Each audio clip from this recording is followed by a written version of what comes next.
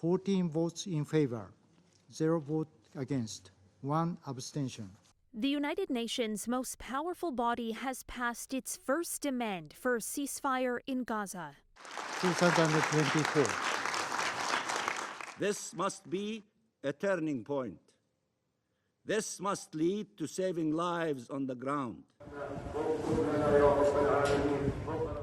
The resolution calls for a stop in fighting during the Muslim holy month of Ramadan. Abstention.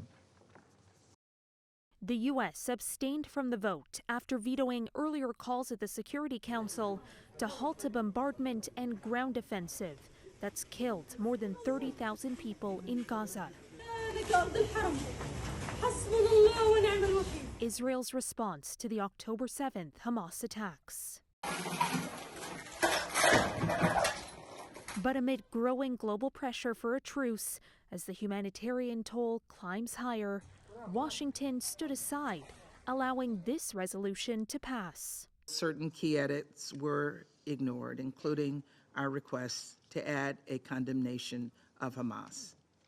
And we did not agree with everything in the resolution. The passed measure separated calls for a ceasefire and the release of hostages as independent demands. Any ceasefire must come with the release of all hostages. The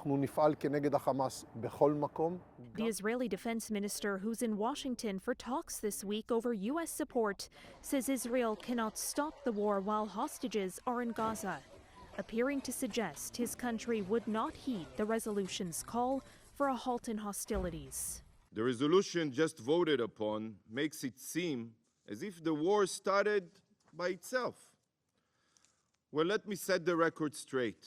Israel did not start this war, nor did Israel want this war. The abstention prompted Israel's prime minister to call off a scheduled trip to the U.S. by a separate Israeli delegation, a decision the White House said was perplexing. The Security Council has no means of enforcing the resolution. For City News, I'm Caryn Ceolin.